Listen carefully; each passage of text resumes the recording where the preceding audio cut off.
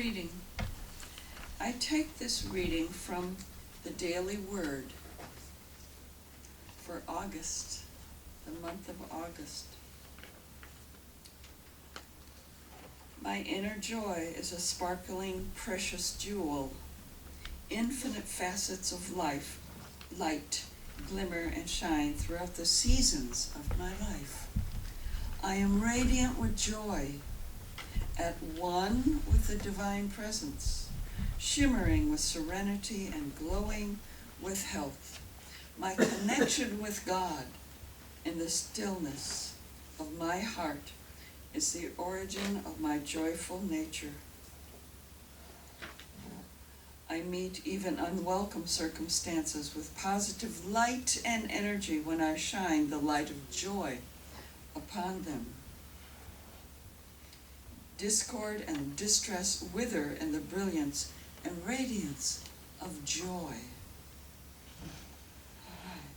I embark on each new day, eager to shine the light and love of God and share the blessings of peace and plenty, each one a benediction of joy.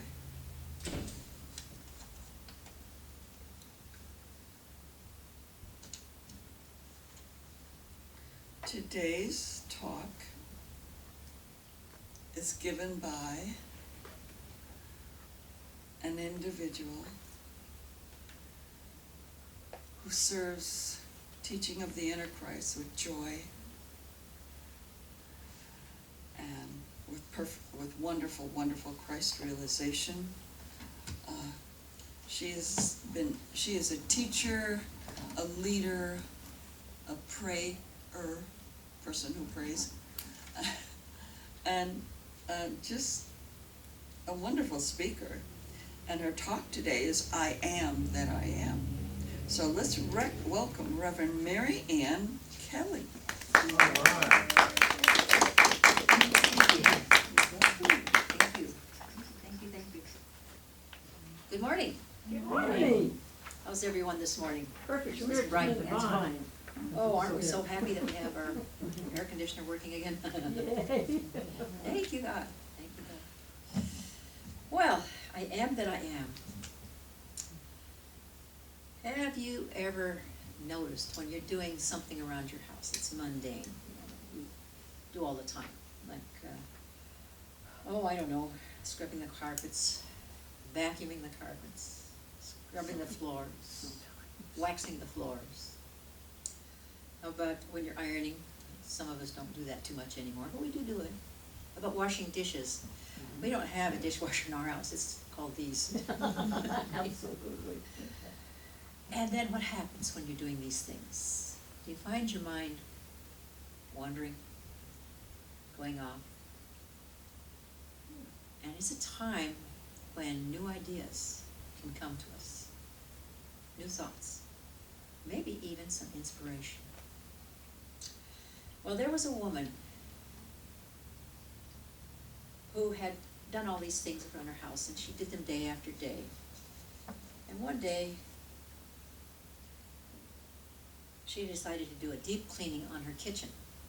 And so she got into the cupboards and she straightened and she redid the little things on the lining on the shelves and things like that. And then she decided, I'm going to clean that oven, it's time.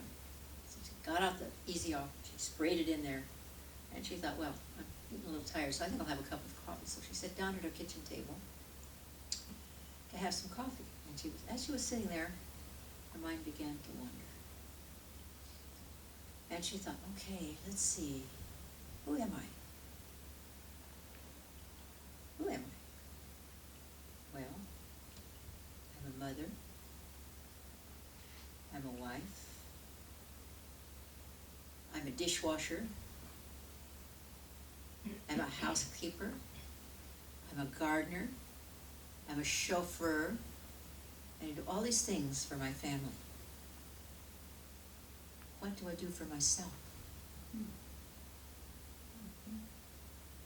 I couldn't think of a thing. Everything this person, oops, gave it away. Everything this person was doing was for her family, not for herself. And all of a sudden, she realized that she was a shadow, just a shadow person. And it kind of horrified her, because she realized this is what she had to look forward to for the rest of her life, unless something changed. Unless something changed. So what did she do? Well, she found out there was a class in ceramics. So she went to this class in ceramics, and she learned how to pour slip into a mold, and then to prepare it for glazing and things like that, and for firing. And she just really enjoyed that, because she was out with other people and learning new things, and it was fun. And she made things like, she found some little cereal bowls to make for her children.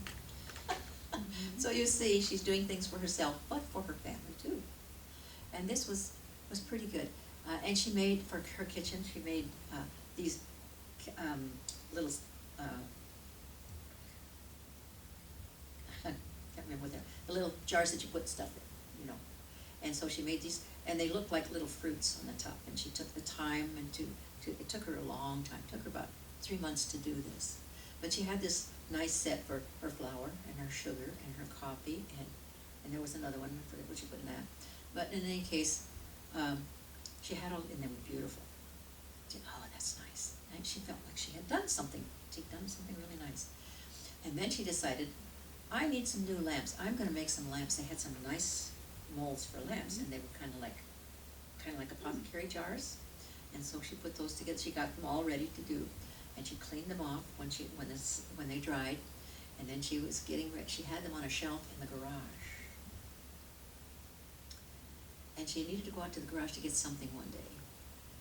And she was admiring these beautiful lamps, because she had them to the point where they were at the final firing. And then she was going to put the cord in, and then the fixtures and all that. She accidentally bumped that shelf. Crash. Broke it. It broke her heart. And she said, I don't think that's it. I've done just about everything I wanted to do anyway. So then she said, I have to do something else. I know. I'll learn how to do hook rugging and crocheting. And so she went into these things. And the reason she found these things to do was because she'd seen her mother do them. And it sounded like a good idea. And she did that for a while, but it got kind of boring, you know. So she decided to do something else. She realized that she really enjoyed getting out of the house. So she decided to volunteer at the school where her 2 children were attending. And so she became a teacher's aide. And she loved it, because she was there with people all day long. And there was, she became friends with all of the teachers, and all of the students were a lot of fun. And there was one particular teacher that she really enjoyed, and she was a teacher of her son. And so they became friends, and they were talking one day about this book that she was reading called Stranger in a Strange Land, which was basically about the power of the mind, the things that it could do if it were trained. And they were discussing that. And the teacher said, I have a book for you. I'll bring it tomorrow. And she brought the book the next day in a paper bag, and she said, don't look at it until you get home. I said, oh, I want to see it now. Opened it up, pulled it out, shoved it back in the bag. The name of the book was Being a Christ by Anne P. Meyer and Peter V. Meyer. Wow. And she said, I told you not to bring, because, things, and we're talking mid-70s. And in those days, that would have been, for the Catholic girl, this would have been blasphemy. She said, oh my gosh. But she took it home. Now, her husband worked at nights for the Navy. She put her kids to bed, and they were asleep, and she sat down and she started to read. And she was fascinated. Then she got to the 2nd chapter. And there were meditations that she could try, and a lot of she learned out that there was something called a psychic barrier. And when you got beyond the psychic barrier, you could connect with what the book called the Christ self. And that was somewhere inside yourself. So she would do these meditations, and she would, as best she could. And one night when she was doing this meditation, she was doing them laying in her bed because she thought that was the way to do it. She couldn't figure out how to do that leg cross thing, you know, that the yogis should see. She couldn't do that. So she was laying in her bed like this. And all of a sudden, it felt like she was levitating. She felt so light. She said, oh, this is nice, this is wonderful.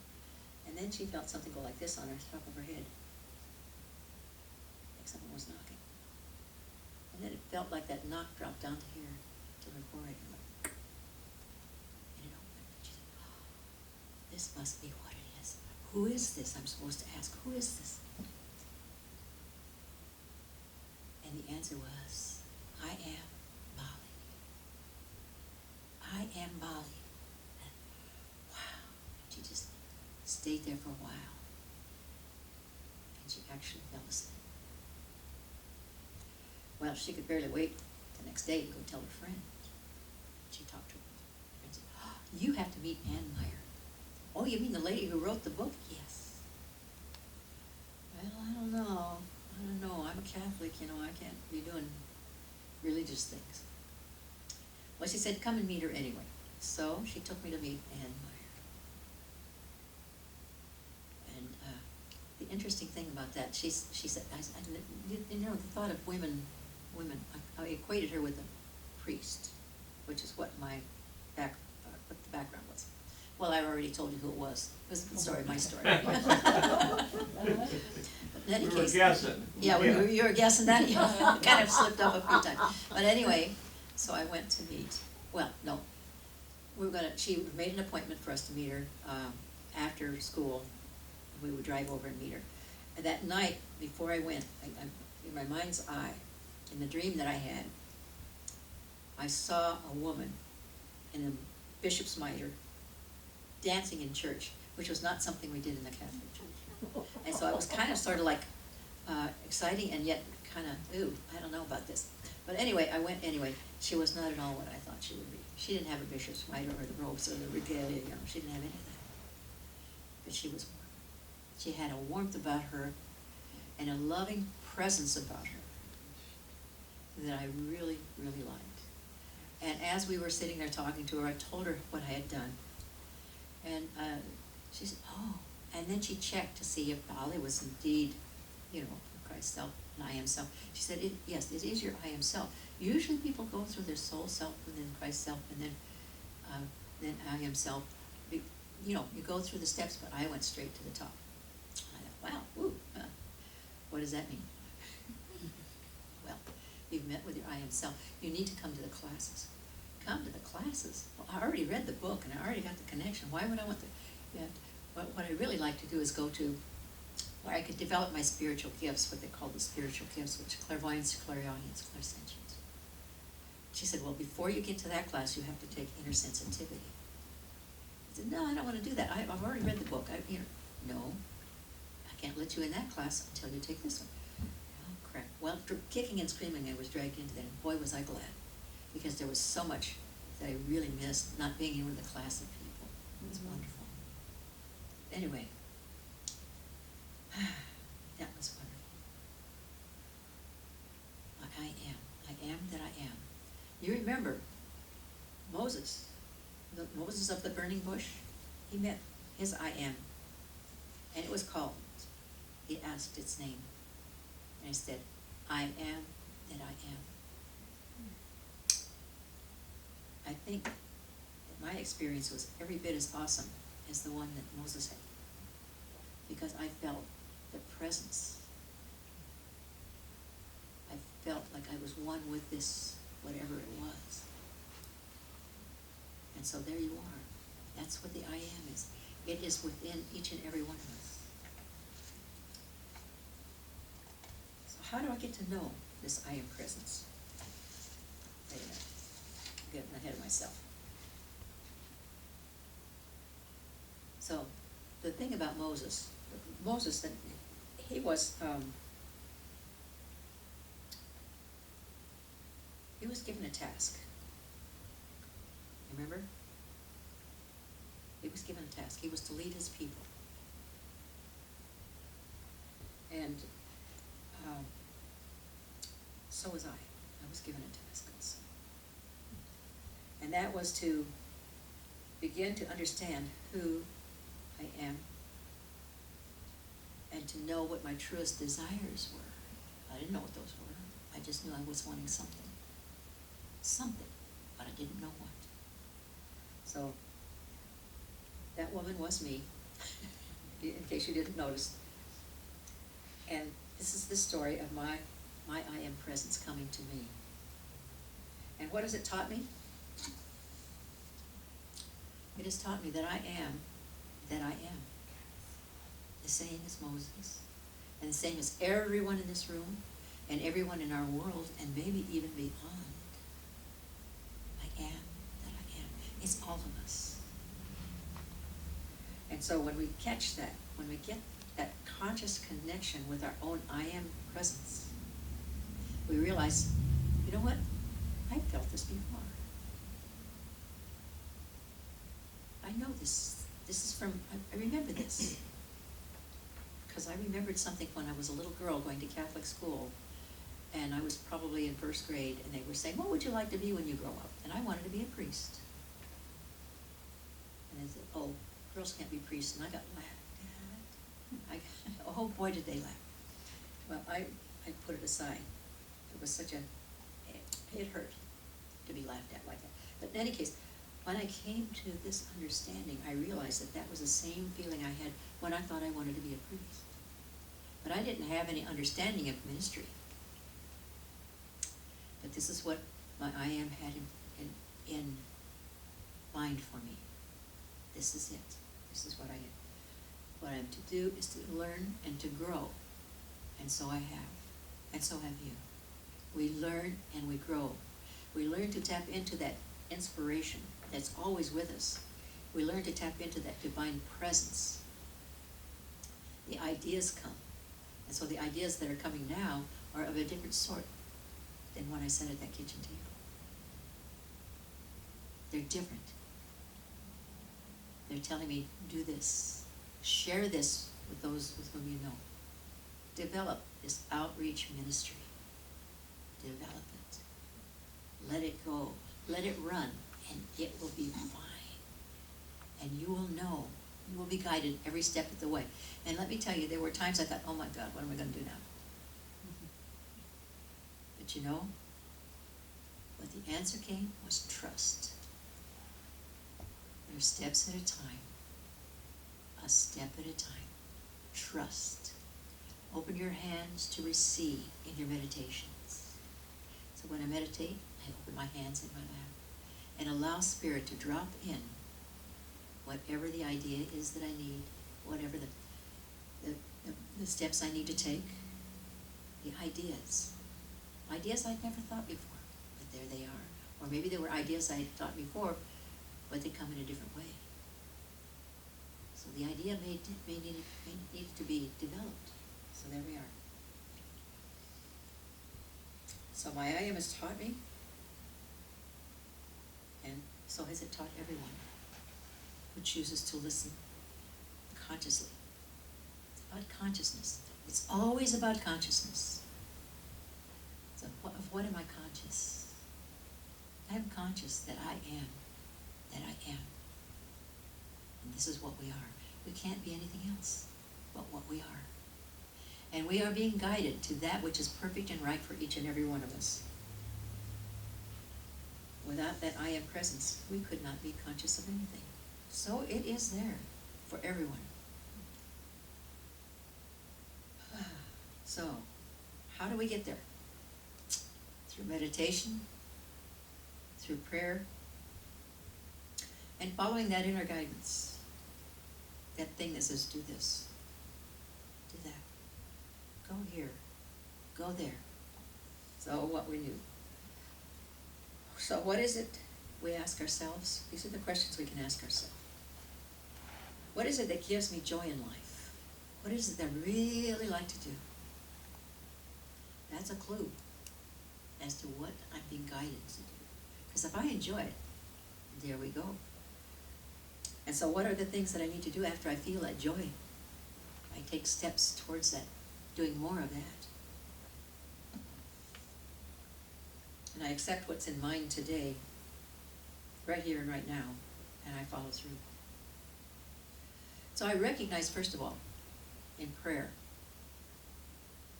that Spirit, with God, everything is possible. And everything is working for me.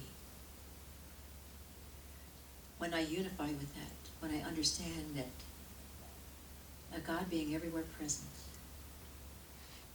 is everywhere present. And there is nowhere where God is not, including within each and every one of us, right here and right now. That's what we are. We're a part. We're a cell in the body of the divine. And we have a purpose, together with other cells, to form the body of the living Spirit. Some call it God, some call it Christ's self. But it is the consciousness of being who and what we are. And when we unify with that, we can then make a claim on the universe. We can create what it is we truly desire to express, to be, to do, and to have. And more, and beyond. Enough and to share and to spare and to beyond. It's all there for us. And we release anything, conditioning, that we may have gotten along the way from teachers, parents, aunts, uncles, all kinds of people who would try to mold us to be a certain way. But that's not our way. We have another way. And it's not wrong for those people, because it was right for them. That's how they were guided. But remember this, we cannot tell someone else how to be or to do, what to have. That can only come from within each of us. So I claim that. I want to create.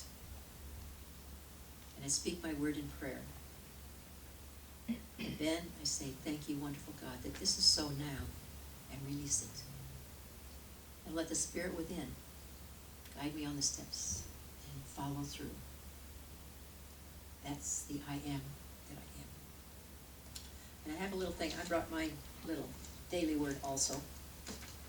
And I found one in here that I'm going to read for you.